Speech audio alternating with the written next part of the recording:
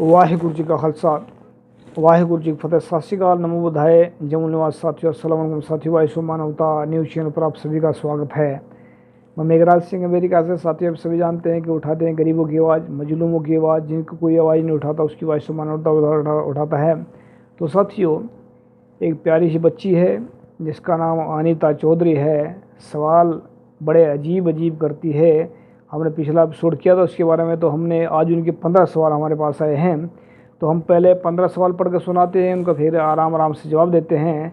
तो सवाल पूछना एक बहुत बड़ी बात होती है। सवाल का जवाब तो कोई भी दे सकता है, ढूंढ लेता है, लेकिन सवाल खड़ा होना मन में, ये सबसे बड़ी बात होती है। तो अच्छा है इनका मन में ऐसे सवाल होते हैं। तो हम 15 जो सवाल हैं, जैसे जैसे कि नंबर 1, जीवन में सुख दुख क्यों आते हैं। नंबर 2, जब मन दुखी हो तो उसका क्या कारण है।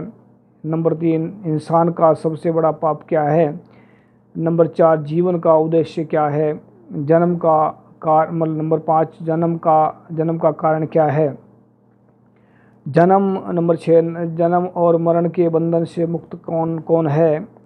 मतलब ये सवाल हैं। नंबर 7, संसार में दुख का कारण लालच, स्वार्थ और भय है।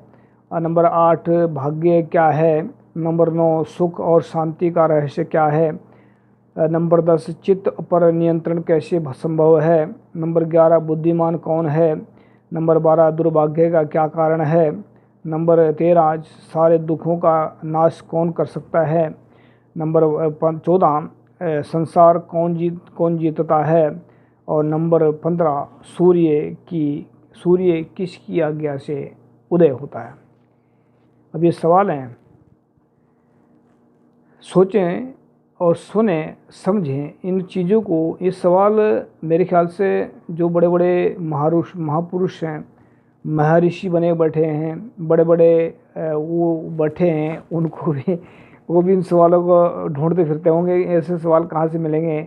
लेकिन सवाल गजब के सवाल हैं। और सवाल पूछने का अच्छा मतलब एक आईडी दिमाग में, ब्यूटीफुल दिमाग है, और अति ये कह सकते हैं रहस्यमय दिमाग है। सबके अंदर होता है, सिर्फ खोजना पड़ता है इसको।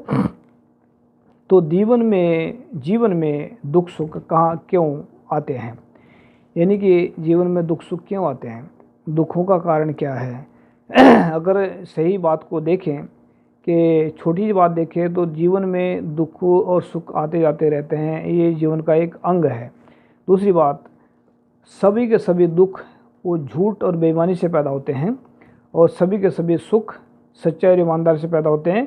ये इंसान खुद झात मार कर देख सकता है कि वो झूठा है कि बेईमान है।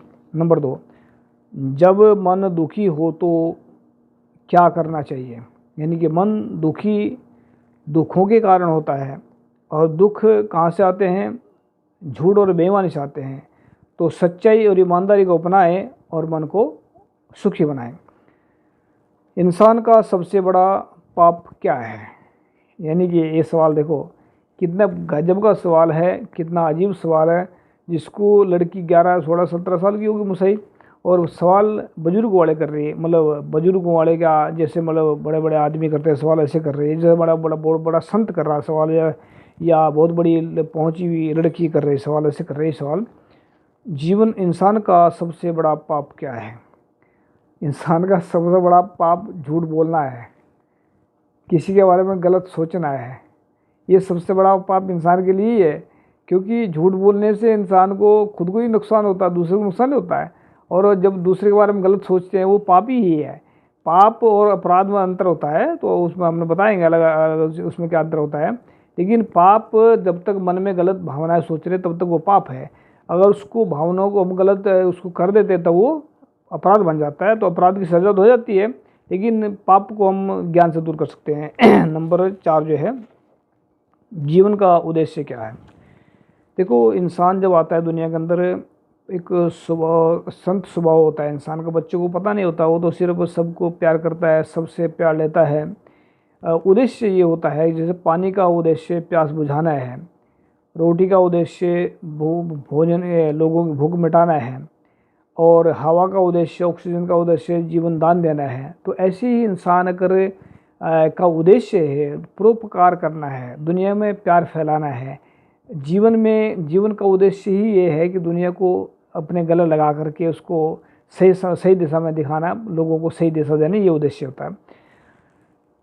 जन्म का कारण क्या है? जन्म का कारण ये तो अल्लाह ताला वाहिगुरु ही जानता है कि वो क्यों भेजते हैं उसके, और क्यों उसमें दुनिया में बुला लेते हैं, क्यों भेजते हैं वो तो उसको पता है। लेकिन कारण ये है कि फल क्यों, अब फल लगने का कारण क्या है? फल लगने का कारण ये होता है कि उसको कोई खाएगा। तो जीवन का उद्देश्य मतलब जन्म का मतलब यही कि कुछ अच्छे काम करने के लिए आया हो, दुनिया में अच्छे काम करने चाहिए। नंबर 6 है, जन्म और मरण के बंधन से मुक्त कौन है? ये इतना गहराई वाला सवाल है। हर एक इंसान के दिमाग में नहीं बैठता है चीज़। एक 11 साल की लड़की बोल रही है, मतलब 13-17 साल की लड़की, कि जन्म और मरण के बंधन से मुक्त कौन है? बताइए, ये सवाल अभी तक क्यों किसी ने नहीं पूछा है। ये पूछ रही है सवाल, अब बंधन से मुक्त कौन है? जन्म और मरण के बंधन से मुक्त वो इंसान है जो सच्चा और ईमानदार है, क्योंकि सच्चे और ईमानदार इंसान के लालच रहित होता है, लालच नहीं होता, उसके अंदर सब्र होता है, संतोष होता है। और जिसके अंदर सब्र संतोष होता है उसको ना तो उसको मौत का डर होता है, ना उसको जन्म के किसी का लेना देना होता है।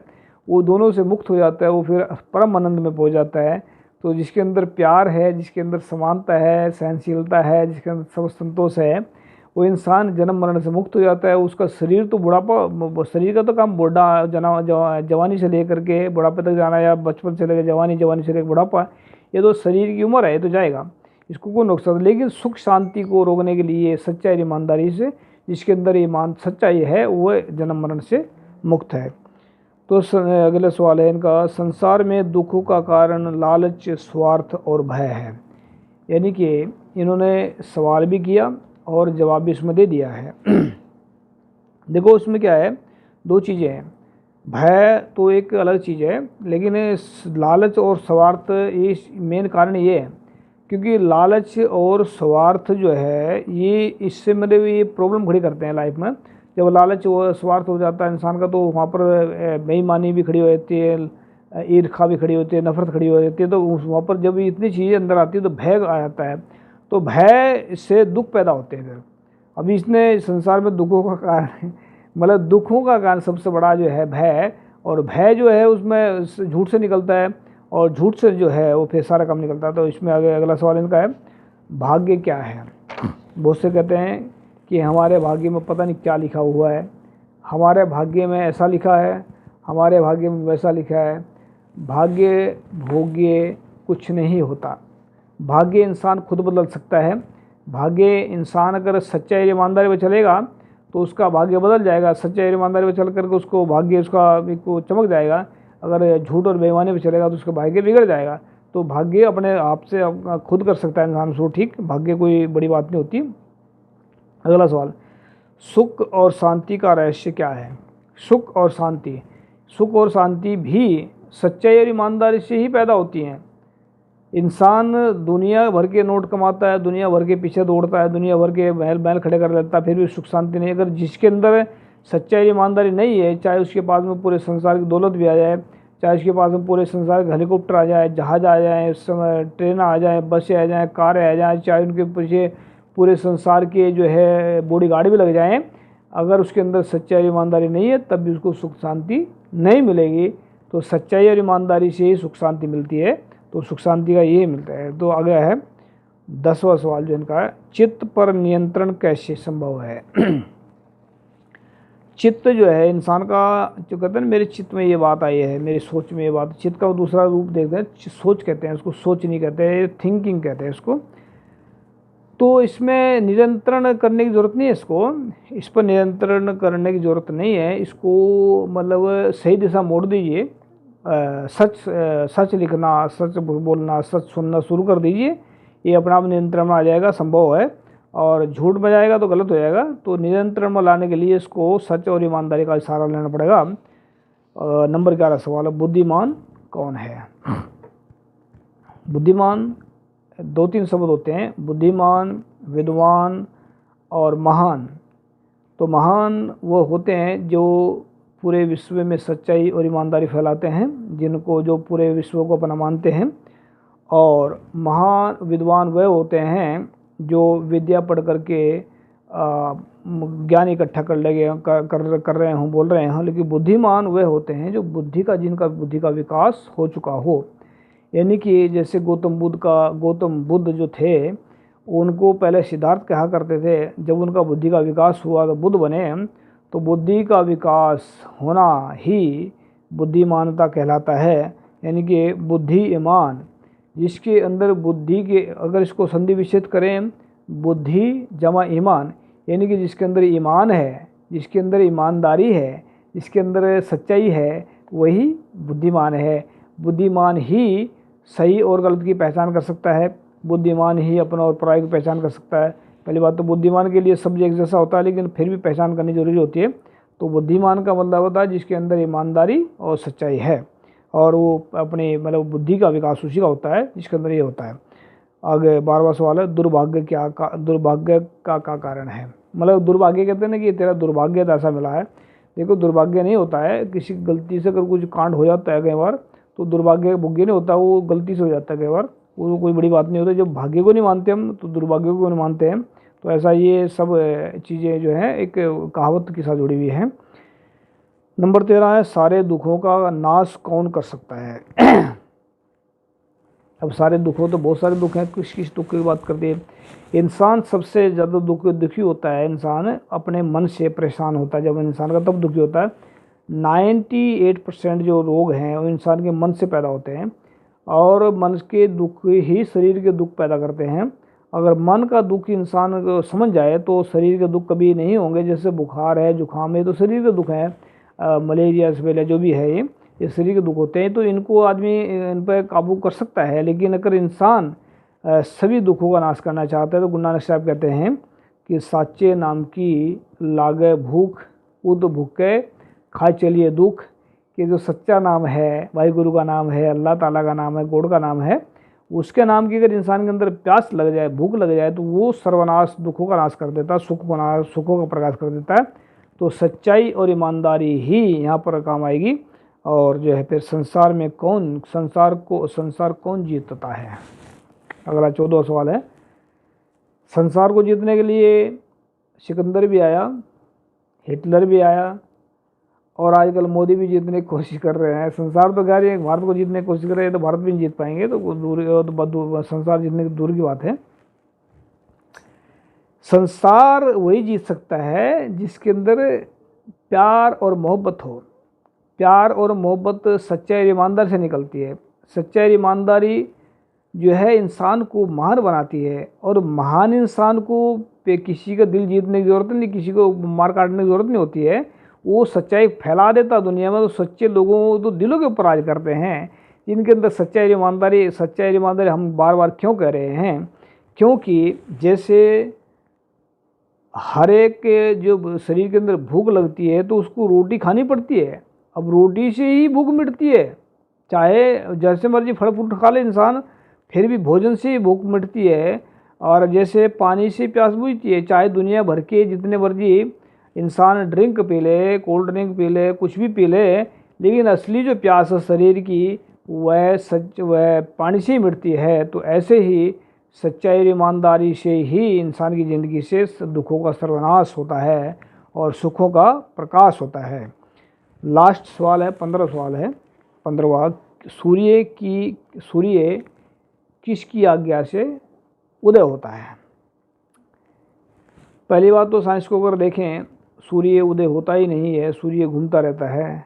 और सूर्य घूम रहा है, धरती घूम रही है, सब कुछ घूम रहा है, पूरा संसार में चल रहा है, कुछ ना कोई स्थिर नहीं है, मतलब बैठा नहीं कोई भी ना, ये सब चल रहा है, सब कुछ चल रहा है, दौड़ रहा है। उदय अगर देखें तो ये मान लेते हैं कि रब की कृपा से सूर्य उदय होता है, और रब की कृपा से सूर्य छिप जाता है। तो सूर्य उदय होने का कारण होता है रब की बख्शिश से ही सुबह होती है, रब की बख्शिश से रात होती है, रब की बख्शिश से सारा कुछ होता है। तो अनीता चौधरी जी, आपका स्पेशल धन्यवाद। आपने इतने गंभीर सवाल किए। हो सकता है मेरे बताने में कुछ गलती हो गई हो। बड़े बड़े विद्वान बैठे हैं, बहुत बड़े बड़े संत महापुरुष दुनिया के अंदर बैठे हैं, जो बड़े बड़े सवाल का जवाब दे सकते हैं। मैं उम्मीद करता हूँ आपको ज़रूर ये पसंद आए होंगे, और मैं उम्मीद भी करता हूँ आपसे कि आप नेक्स्ट टाइम भी हमें ऐसे ही सवाल लिखकर भेजेंगे, ताकि हम अपना दिमाग चलाते रहें और आपके सवालों का जवाब देते हैं। आपका स्पेशल धन्यवाद। थैंक यू सब। मिलते हैं नेक्स्ट एपिसोड में। वाहिगुरु जी का खालसा, वाहिगुरु जी की फतेह। अस्सलाम वालेकुम, जय जोहर। अगर साथियों आप सभी के मन में कोई ऐसे सवाल आते हैं, किसी प्रकार के भी हैं, दुख सुख के सवाल हैं, परिवार के सवाल हैं, घरों में शांति नहीं है, ऐसा नहीं मैं कोई ज्योतिषी नहीं हूँ, मैं सिर्फ ज्योतिषी तो बहुत सारे जेब कतरे होते हैं, हम जेब काटने वाले नहीं है। अगर किसी को ऐसा लग रहा है कि प्रॉब्लम ज़्यादा बढ़ रही है, घरों की लड़ाई हो रही है, तो ज़रूर हमारे नंबर पर संपर्क करें। हमारा नंबर इसमें स्क्रीन पर चल रहा है, फिर आप बोल देते हैं +1 347 475 4233, ये हमारा नंबर है और व्हाट्सअप नंबर है, इस पर आप कॉल भी कर सकते हैं। अगर कोई भी प्रॉब्लम है, घर की समस्या है, जो लड़ाइयाँ चल रही हैं मिट नहीं रही हों, और कोई भी सवाल किसी प्रकार का भी हो जो ज़िंदगी में आदमी कन्फ्यूज करता है, तो उसको ज़रूर पूछें और हम जवाब देने की कोशिश करेंगे। हो सकता है कि आपके सवालों के अंदर या उसका जवाब हो, तो हम उम्मीद करते हैं कि आप ज़रूर सवाल करेंगे, हम उसका जवाब ढूंढने की कोशिश करेंगे। ऐसा नहीं है कि हम जवाब ढूंढ ही सकते हैं, ऐसा नहीं कह रहे हैं। हाँ, आपके सवालों से ही जवाब निकाल सकते हैं, ऐसा कहते हैं। थैंक यू सबका। सत श्री अकाल, वाहिगुरू जी का खालसा, वाहिगुरू अस्सलाम वालेकुम, जय जोहर।